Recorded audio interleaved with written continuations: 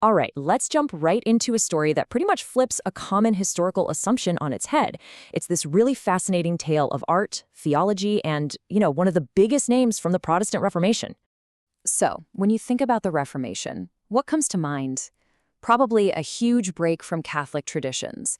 And a big part of that story we're all told is that the reformers, especially Martin Luther, basically sidelined or completely rejected the importance of Mary, the mother of Jesus. Seems pretty straightforward, doesn't it?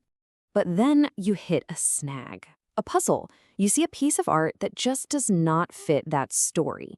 What we're looking at here is a detail from a painting called The Crucifixion, made in 1532 by Lucas Cranach the Elder, who just so happened to be Martin Luther's close friend and go-to artist.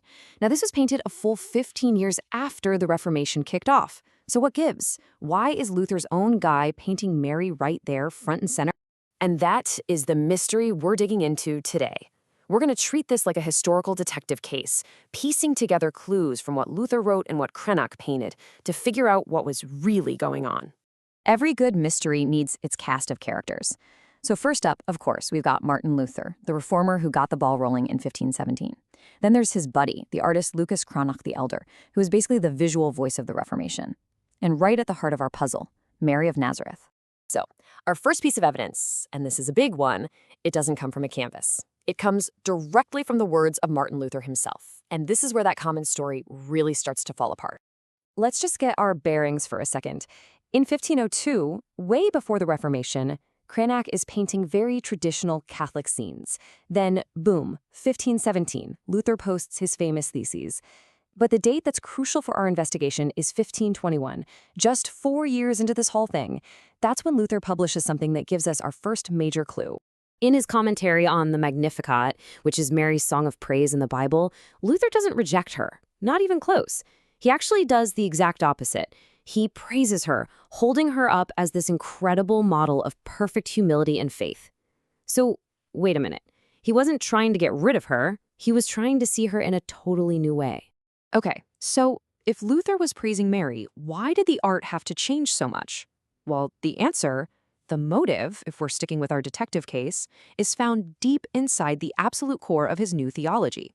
For Luther, you had to see everything through a couple of key ideas. First, justification by faith. Bottom line, salvation isn't something you earn by being good. It's a free gift from God that you get through faith. That's it. Second, the theology of the cross. This means God shows his true power not in glory and majesty, but in suffering and weakness. This became a brand new lens to re-examine the whole faith, and that included Mary. And this new lens led him to a very specific idea of Mary, the Mater Dolorosa, which is just Latin for sorrowful mother. This wasn't Mary as some powerful, distant queen of heaven who could pull strings for you. No, this was Mary as a real human, whose true greatness came from her faith while sharing in the suffering of her son. And here is the absolute crucial point. Luther's goal wasn't to get rid of Mary, it was to transform her role. He wanted to shift her from being a kind of co-savior, someone who helps grant salvation, to being the ultimate human example. She becomes the first and the best Christian, showing all of us what real faith looks like when you're facing the absolute worst. Okay, so we have the theory, we have the motive. Now let's look at the smoking gun. This is where we see that whole theological shift happen right before our eyes, just by comparing two paintings by the same artist, Lucas Cranach, made 30 years apart. This comparison says it all.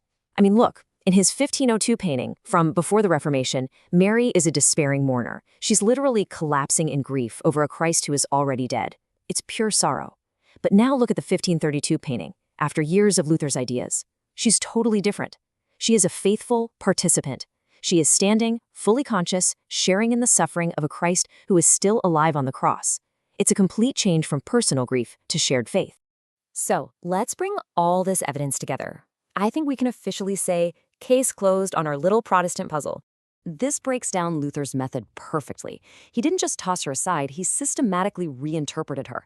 First, he praised her personal faith. Then he changed her job description, you could say, removing her status as a co-redeemer. Then he reframed her whole story through suffering. And finally, he presented this new version, the sorrowful mother, as the ultimate role model for every single believer.